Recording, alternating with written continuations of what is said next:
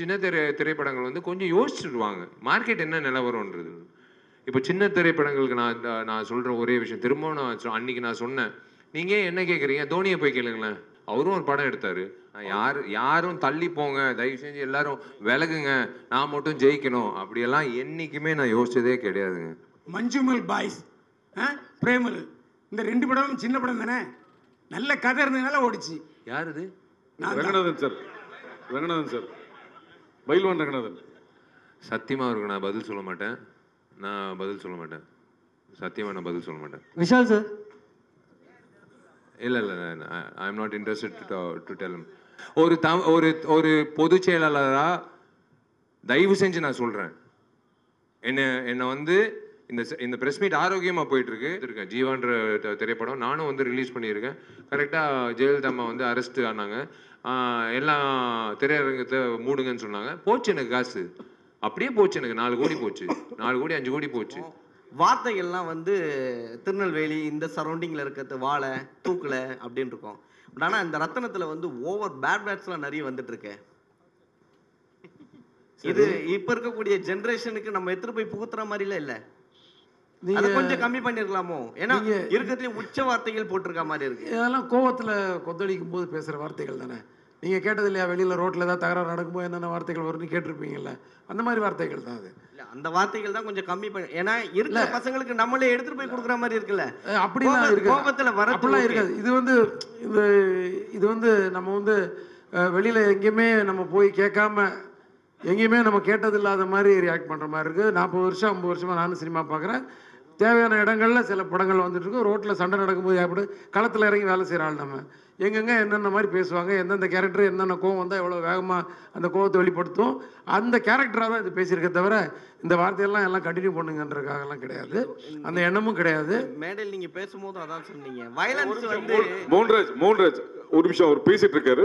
ஒரு क्वेश्चन பதில் சொன்னதுக்கு அப்புறம் நீங்க கேட்கலாம். மேடையில் நீங்க பேசும்பொழுதும் வெட்டு குத்து அந்த மாதிரி ரத்தம் தெறிக்கிற மாதிரி அந்த மாதிரி தான் சொல்றீங்க. ஆமாங்க, நீங்கள் வந்து களத்தில் போய் இறங்கி பாருங்க. நீங்கள் ஒருத்தர் வந்து ரோட்டில் நின்று தகராறு பண்ணி ரோட்டில் போகிற ஒரு பொண்ணை கையை பிடிச்சி இழுப்பான். உங்களால் வீடியோ மட்டும் தான் எனக்கு எடுக்க முடியும், உங்களால் எதிர்த்து கேட்க முடியாது. கேட்டிங்கன்னா உங்களுக்கு தான் பிரச்சனை. இப்போ எவன் போய் சட்டையை பிடிச்சி இழுக்கிறானோ அவன் மேலே தான் கேஸ் போடுறதுக்கு 10 பேர் ரெடியாக இருக்கான். ஆனால் கை பிடிச்சி இழுத்தவன் வந்து ஈஸியாக போயிடுவான். அந்த மாதிரி சூழ்நிலையில் தான் நம்ம இருக்கோம். அவனெல்லாம் அடிச்சு உதைக்கிறதுக்கு ஒரு ஹீரோ வேணும். அவனு அது நம்ம செய்ய முடியாது. நம்ம அதை வந்து நான் படம் மூலமா நான் செஞ்சிருக்கேன். நீங்க கேட்டீங்கல்ல மீடியா வந்து சட்டை பிடிக்குமான்னு, வீடியோ எடுக்குமான்னு கேட்டீங்கல்ல. அந்த வீடியோ எடுத்து நான் மீடியாவை சொல்ல, வெரி சாரி, நான் மீடியாவை சொல்ல, நான் மக்களை சொல்லிட்டு இருக்கேன். நீங்க என்றது வந்து உங்களை மீடியாவை சொல்றேன். இல்ல நான் மீடியாவை சொல்ல சார். அவரு இல்ல ஒரு நிமிஷம், அவர் மீடியாவை சொல்ல, வீடியோ எடுக்கிறது. வீடியோ சொன்னாரு. வீடியோ வேற எல்லாம் வீடியோ தான் நம்மளால எடுக்க முடியுது. நமக்கு ஆதங்கம் வந்து அந்த வீடியோ போட்டு இப்படி அநியாயம் பண்றாங்க பாருங்க, அவ்வளவுதான் போட முடியுது. ஆனா அதை வந்து சினிமா மூலமா நம்ம வந்து நிறைவேற்றி காட்டுறோம். டேய் 10 பேர் வீட்டு முன்னாடி நின்றுட்டு வீட்டை உடச்சிருவாரு நிற்கிற பொசிஷன்லாம் இன்னைக்கு நாட்டில் நடந்துகிட்டு இருக்கு. அதனால தான் 6330 போலீஸ் ஸ்டேஷன் நம்ம தமிழ்நாட்டில் இருக்கு. இல்லைன்னா ஒரே ஒரு ஸ்டேஷன் இருந்தால் போதும் சென்னையில் மட்டும், எங்கேயுமே நல்லது நடந்துகிட்டு இருக்குன்னா. ஸோ அந்த நேரத்தில் ஒரு மனுஷன் எப்படி ரியாக்ட் பண்ணுவான்? எத்தனை வெட்டு குத்து கேஸ் ஒரு நாளைக்கு நடக்குதுன்னு கணக்கு இருக்கு தெரியுமா உங்களுக்கு? இதை வந்து நாங்கள் வந்து என்டர்டெயின் பண்ணல, இதுவும் இருக்குது சினிமாவில்னு. ஆனால் அதை மீறி ஒரு விஷயம் இருக்கும் படத்தில், என்ஜாய் பண்ணுற மாதிரி, எமோஷன் ஆகிற மாதிரி, கண்கலங்கிற மாதிரி. அதையும் நான் சொன்னேனே, கண்கலங்கிற மாதிரி. இப்படி ஒரு விஷயங்கள்லாம் இருக்கா? பாசம்னா இப்படிலாம் இருக்கலாமா? நேசம்னா இப்படி இருக்கலாமா? ஒருத்தருக்கு அர்ப்பணிப்புன்றது இப்படி இருக்கலாமா? இதுவும் காட்டியிருக்கோம். நான் அதையும் சொன்னேன், இதையும் தான் சொன்னேன். இது வந்து ஒரு யூத்துக்காக ஒரு ஃபாஸ்ட்டாக ஒரு பேஸில் ஒரு கதை, ஒரு ஆக்ஷன். அது இன்னொன்று வந்து ஒரு ஃபேமிலிக்காக ஒரு ஏரியா, இன்னும் சின்ன பசங்களுக்காக ஒரு ஏரியா, நல்ல காமெடி. யோகி பாபு எங்கே போயிட்டாரு அவருக்கு. இந்த மாதிரி நிறைய விஷயங்கள் இருக்குது படத்தில். வந்து வெறும் வெட்டு குத்துலாம் பண்ணுற ஆள் நான் கிடையவே கிடையாது. முதல் படத்துலேருந்து இன்றைக்கு வரைக்கும் வெட்டு குத்தும் இருக்கும், ஆனால் கொஞ்சம் ஆறில் கொஞ்சம் தூக்கலாக இருக்கும். இப்போ இதுலேயே கொஞ்சம் தூக்கலாக இருக்கும். அது ஒன்றும் நான் சொல்லிக்கிறேன், ஏன்னா நான் முதலே சொல்லிடுறேன். நான் கரெக்டாக நான் வந்து இப்போ வந்து மறைக்கல, நான் முதல்ல சொல்லிடுறேன், போட்டும் காட்டியாச்சு. நீங்கள் பேசும்போது அந்த கிளைமேக்ஸ் தெரிஞ்சுது, அவ்வளோ வேகமாக இருந்தது. நிறைய படம் ஸ்பீடாக தான் இருக்கும் உங்கள் படம். இந்த படம் அதை விட பயங்கர ஸ்பீடாக இருக்கும் போல் இருக்குது.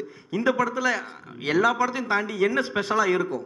ஸ்பெஷல் நான் சொன்னேன் இல்லையா முதல்ல, வந்து நிறைய வந்து ஒரு ஆக்ஷனுக்கு வந்து ரீசனபிள் ஆக்ஷனாக இருக்கும். அதுதான் ஸ்பெஷலாகவே நான் சொல்லுவேன். ஏன்னா ஆக்ஷன் படம் இப்போ வந்து ஒரு போலீஸ் படம்னு எடுத்தால் போலீஸோட எக்ஸ்க்ளூசிவாக பண்ணணும்னா கொஞ்சம் போராடி நிறைய விஷயங்களை கேதர் பண்ணி அதான் ஆடியன்ஸை வந்து ரெஸ்பெக்ட் பண்ணுறது தான் அது. அவங்க வந்து ஒரு இன்ட்ரெஸ்ட்டாக ஃபாலோ பண்ணுறதுக்கு எவ்வளோ கேதர் பண்ண அதே மாதிரி ஆக்ஷன் வரும்போது எவ்வளோ நம்ம வந்து அதை வந்து இன்ட்ரெஸ்ட்டாக கொடுக்குறோம். ஏன்னா ஆக்ஷன்றது ஆனால் மக்களுக்கு கண்டிப்பாக தெரியும், இது கன்ஃபார்மாக இது வந்து ஒரு சினிமா தானே தெரியும். அதை வந்து எவ்வளோ இன்ட்ரெஸ்ட்டாக கொடுக்குறோம், எவ்வளோ யதார்த்தமாக கொடுக்குறோம், அது உண்மையிலே அந்த ஆக்ஷன் தேவையானதாக ஆக்குறோம் ஸ்க்ரீன் பிளேயில். இது வந்து தேவை. ஒருத்தர் வந்து இந்த மாதிரி ஒரு அநியாயம் பண்ணும்போது எடுத்து மிதிக்கணும்டா தூக்கி போட்டு நமக்கு தோணும்.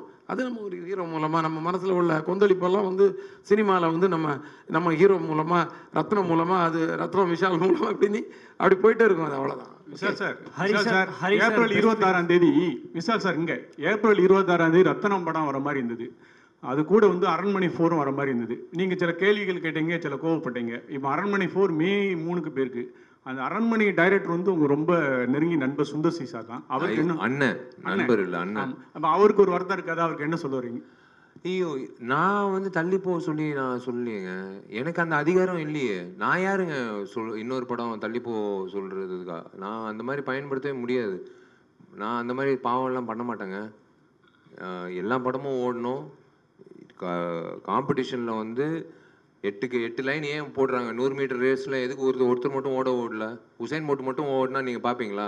8 பேர் ஓடுறதுல உசைன் போல்ட் ஜெயிக்கிறது தான் நம்ம சுவாரஸ்யமாக பார்க்குறோம். அந்த 100 மீட்டரில் அந்த 10 செகண்ட் வந்து எப்படி பார்க்குறோம்? அது மாதிரி தான் சினிமா துறையில் வந்து காம்படிஷன்ன்றது தவிர்க்க முடியாத விஷயம்.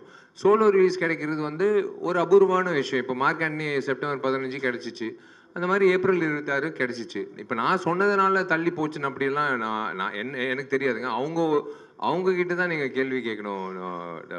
நான் என்னால் வந்து நான் யாரும் தள்ளி போங்க, தயவு செஞ்சு எல்லாரும் விலகுங்க, நான் மட்டும் ஜெயிக்கணும் அப்படியெல்லாம் என்றைக்குமே நான் யோசிச்சதே கிடையாதுங்க. நான் சத்தியமாக அந்த மாதிரி யோசிச்சதே கிடையாது. எல்லாரும் ஜெயிக்கணும், எல்லாரும் சந்தோஷமாக இருக்கணும், எல்லா தயாரிப்பாளர்களும் சம்பாதிக்கணும், எல்லா இயக்குனர்களும் ஜெயிக்கணும், எல்லா புதுமுக நடிகர்லேருந்து பெரிய நடிகர்கள் வரைக்கும் எல்லாரும் நான் ஜெயிக்கணும். சார், முன்னாடி வந்து ஒரு ப்ரெஸ் மீட்டில் வந்து நீங்கள் சொல்லியிருந்தீங்க 4 கோடி 3 கோடி பணம் வச்சுருவங்க எல்லாரும் தயவு செஞ்சு ஓடிடுங்க, படம் பண்ணாதீங்க அப்படின்னு. இப்போ ஸ்டேஜில் பேசும்போது சொல்கிறீங்க சிறு படங்களுக்கு ஆதரவு தரணும், அதுதான் என்னோட குறிக்கோள் அப்படின்னு சொல்கிறீங்க. நான் ஓப்பனாக சொன்னால் அது கான்ட்ரவர்சி ஆகுது. ஓப்பனாக வந்து அதான் இப்போ பாருங்களேன், இப்போ ஓப்பனாக வந்து ஹரி சார் ஒரு விஷயம் சொன்னார், பிரதர் கேட்டார், சார் சொன்னார். அதுதான் நான் திரும்பவும் சொல்கிறேன். நான் வந்து ஒரு அக்கறையோடு நான் வந்து சொல்கிறேன். நான் ஒரு வெறுப்போடு நான் சொல்ல. சின்ன தயாரிப்பாளர்கள் வந்து பாவம் ஒரு கைடன்ஸ் இல்லாமல் இருப்பாங்க. ஃபஸ்ட் டைம் உள்ளே வரும்போது யார் அணுகணும், எப்படி வந்து அந்த திரையரங்குகள் கிடைக்கும், யார் டிஸ்ட்ரிபியூட்டராக வந்து இது பண்ணலாம், எதுவுமே இல்லாமல் வந்து எதுவுமே இல்லாமல் வந்து வெறும் காசை வச்சுக்கிட்டு வந்து படம் எடுக்கிறவங்க நிறைய பேர் இருக்காங்க. அவங்களுக்கெல்லாம் சொல்கிற ஒரே விஷயம், தயவு செஞ்சு கொஞ்சம் கிளாரிட்டியோடு இருங்க. நீங்கள் போடுற முதலீடு எப்படி உள்ளே வரப்போகுதுன்றது முன்கூட்டியே நீங்கள் யோசிச்சுக்கோங்க. ஓடிடி வாங்க போகிறாங்களா, சேட்டலைட் வாங்க போகிறாங்களா, மார்க்கெட் இருக்கா, இது வந்து திரையரங்கம் வந்து இப்போது ரிலீஸ் அப்படின்னு நீங்கள் பார்த்தீங்கன்னா இப்போ வந்து ஃபஸ்ட்டு 3 நாள் தான் கலெக்ஷன் தான். 4வது நாள் ஃபஸ்ட்டு வாரம் வந்து 80% கலெக்ஷன் ஃபஸ்ட்டு வாரம், 2வது வாரம் வந்து மீதி 20%, 3வது வாரம் வந்து பெருமைக்காக ஓட்டுறது. சத்தியமாக நான் சொல்கிறேன், இது பெரிய படத்துக்கும் சரி. 3வது வாரம் 4வது வாரம் வந்து ரிப்பீட் ஆடியன்ஸ் எல்லாம் சில படங்களுக்கு 1 in a million அப்படின்னு சொல்லுவாங்களா, அந்த மாதிரி அபூர்வமான விஷயங்கள். இப்போ சின்ன திரைப்படங்களுக்கு நான் சொல்கிற ஒரே விஷயம், திரும்பவும் நான் அன்றைக்கி நான் சொன்னேன், நீங்கள் என்ன கேட்குறீங்க, தோனியை போய் கேளுங்களேன். நம்ம விசில் அடிக்கிறோன்னா அவர் 6 அடிக்கும்போது அவரும் ஒரு படம் எடுத்தார், அவர்கிட்ட மைக் நீட்டி கேளுங்களேன். அவர் முதலீடு அவர் போட்டார் காசு, என்ன எவ்வளோ வந்தது திரும்ப வந்ததுன்னு நீங்கள் கேளுங்க, உங்களுக்கு அந்த பதில் வரும். ஏன் என்ன கேட்குறீங்க? நான் சொல்கிறது வந்து எனக்கு இருக்கிற எக்ஸ்பீரியன்ஸில் நானும் சின்ன படம் எடுத்திருக்கேன். ஜீவான்ற திரைப்படம் நானும் வந்து ரிலீஸ் பண்ணியிருக்கேன். கரெக்டாக ஜெயலலிதா அம்மா வந்து அரெஸ்ட் ஆனாங்க, எல்லாம் திரையரங்கத்தை மூடுங்கன்னு சொன்னாங்க. போச்சு எனக்கு காசு, அப்படியே போச்சு. எனக்கு 4 கோடி போச்சு, 4 கோடி 5 கோடி போச்சு. எல்லாமே இருக்கும் சினிமாவில் வந்து அன்சர்டனிட்டி ஜாஸ்தி. ஸோ அந்த வகையில் வந்து சின்ன திரைப்படங்கள் வந்து கொஞ்சம் யோசிச்சுடுவாங்க மார்க்கெட் என்ன நிலவரம்ன்றது. இந்த வருஷம் வந்து it's going to be the biggest. நான் எப்போ ஓப்பனாக சொல்கிறேன், இது நீங்கள் எப்படி வேணாலும் எடுத்துக்கலாம். இந்த வருஷம் வந்து it's going to be the biggest acid test for Indian film industry. Not south இந்தியில் சின்ன படங்களில் பெரிய படங்களில், இந்தியன் ஃபிலிம் இண்டஸ்ட்ரிக்கு தேவையான ஒரு விஷயம் பொறுமை. அந்த பொறுமை காக்கிற அத்தனை தயாரிப்பாளர், இயக்குனர்கள், நடிகர்கள் வந்து அவங்க தான் வந்து அடுத்த வருடம் வந்து கரெக்டாக வந்து ஒரு கோர்வையாக போக முடியும். அந்த பொறுமை கண்டிப்பாக இந்த வருஷம் தேவை. It's going to be a very very big task. இந்த மே மாதத்துலேருந்து இந்த டிசம்பர் மாதம் வரைக்கும் சின்ன படங்கள்லேருந்து பெரிய படங்கள் வரைக்கும் எல்லாருக்கும் வந்து it's going to be a biggest acid டெஸ்ட்னு சொல்லுவேன்.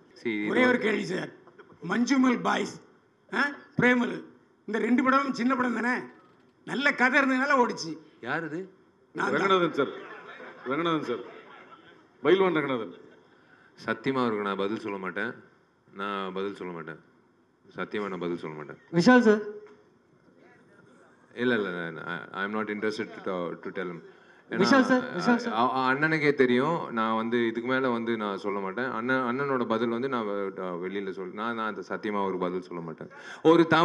ஒரு பொதுச் செயலாளராக தயவு செஞ்சு நான் சொல்கிறேன், என்னை வந்து இந்த ப்ரெஸ் மீட் ஆரோக்கியமாக போயிட்டுருக்கு. ஒரு பொதுச் செயலாளராக என்னை வந்து பேச விட்டுறாதீங்க. வேணாம், அண்ணனோட கேள்விக்கு வேணாம், விட்டுலாம். எல்லாம் நல்லபடியாக சாப்பிட்டு. Okay fine.